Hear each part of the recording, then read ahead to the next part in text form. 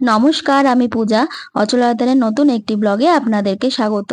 এখন বাজে সকাল 6টা।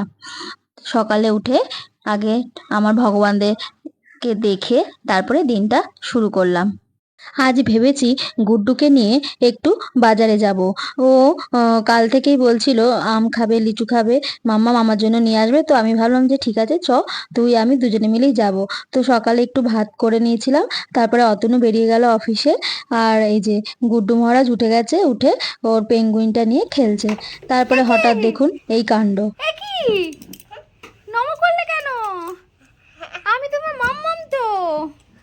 হ্যাঁ, আচ্ছা আচ্ছা, ঠিক আছে ঠিক আছে, চলো চলো চলো, ঠিক আছে ঠিক আছে, চলো চলো, আসো। শোনা বাবা, এক পায়ে নম করতে নেই, দুই পায়ে নম করতে হয়। আমাকে করবে না, বড়দেরকে করবে, ঠিক আছে? আবার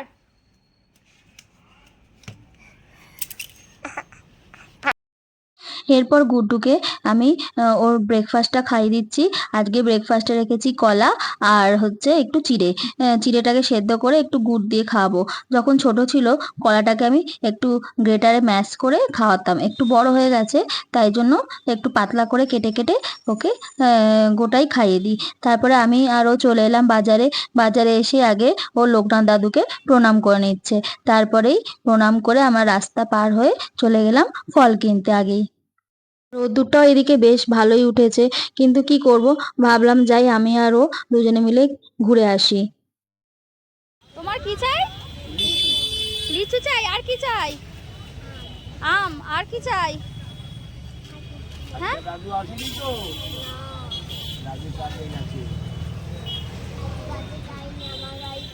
এই যে তুই সব জানিস? দাদু কাজে গেছে, এমন বাড়িতেই রয়েছে। দাদু ওকে নিয়ে যায়নি, ব্যাস মন খারাপ।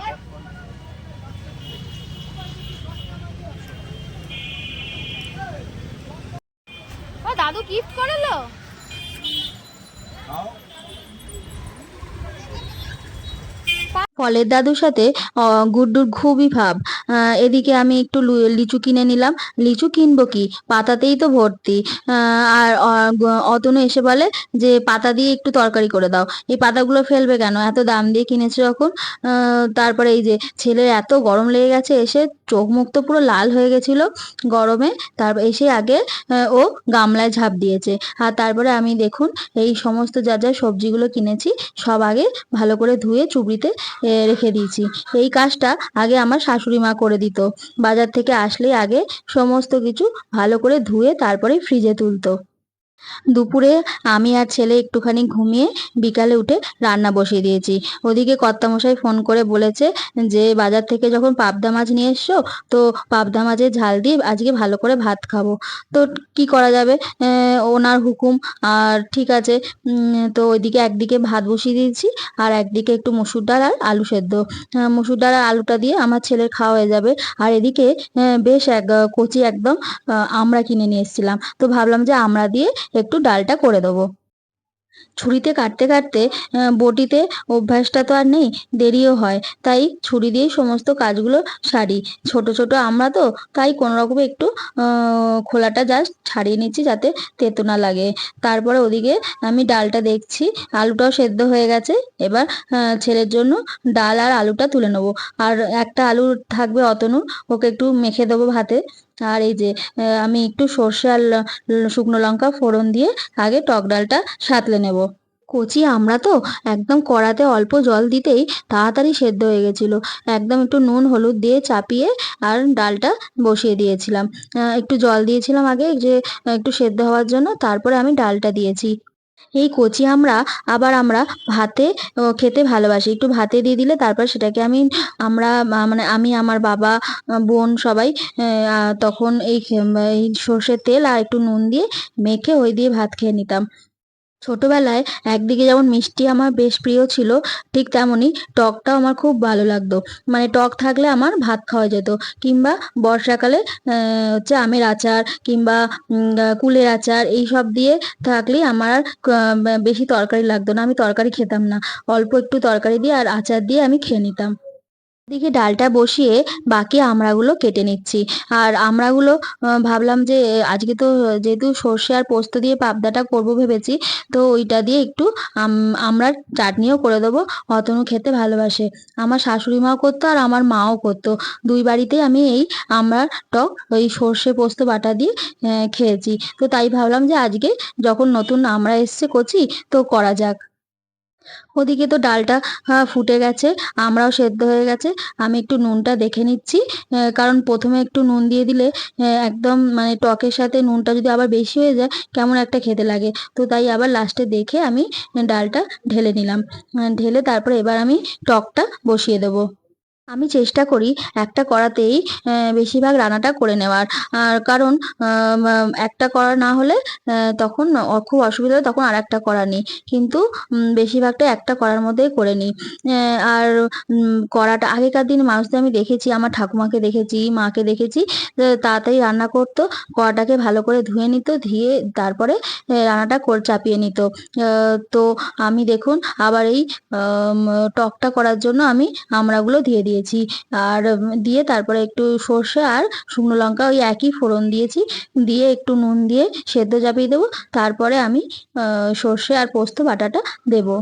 আজকে বাজার থেকে কচুরলতি আর খারকোল যে পাতাটা নিয়ে এসেছিলাম, মাকে পাঠিয়ে দিয়েছি। মাকে বলেছি তুমি রান্না করো। মা তো বেশ ভালো একটু মানে মশলা দিয়ে রান্না করে। মায়ের হাতের রান্নাটাই আমার বেশি ভালো লাগে। আর আমার তো তাড়াহুড়ো রান্না, অত ভালো করে করে উঠতে পারি না। কিন্তু দেখি সময় পেলে তো নিশ্চয়ই করব। কিন্তু মা যখন আছে তখন মায়ের কাছেই পাঠিয়ে দিয়েছি, মা আমাকে রান্না করে পাঠিয়ে দেবে। গতকাল ভিডিও দিতে পারিনি বলে আপনারা কিছু মনে করবেন না। আসলে সকালে ঘুম থেকে উঠে থেকেই ভালো লাগছিল না, মনে হচ্ছিল একটু বেশ শুয়ে থাকি। ভালো লাগছিল না যে ভিডিওটা আপলোড করি। ভিডিওটা শ্যুট করেও আমি আপলোড করতে পারিনি, আমার ভালো লাগছিল না। আমার মন ভালো না থাকলে আমার কিছুই কোনো কাজই ভালো লাগে না। কোনো রকমে সময়টা কাটিয়েছি, একটু বিছানা টিছানা গুছিয়েছি, ঘরদোর পরিষ্কার করেছি, হালকা হালকা কাজ করেছি। আর এই যে দেখুন আমি সর্ষে পোস্ত বাটা, তারপরে আমি চিনিটা যেহেতু যখন আমড়াটা সেদ্ধ হয়ে গেছে তারপরে আমি দিয়েছি। এরপর কড়াইটা ভালো করে আবার মুছে ধুয়ে আমি বেশ খানিকটা সর্ষে তেল দিয়ে পাবদা মাছগুলো ছেড়ে দিয়েছি। এই মানে বিয়ের পর এই একটা কাজই আমি এখনো অবধি ভয় পাই, এই মাছ ছাড়াটা। মাঝে মাঝে অতনুরও হেল্প নিতে হয়। যখন অতনু বাড়িতে থাকে আমি বলি যে তুমি একটু মাছটা উল্টে দাও।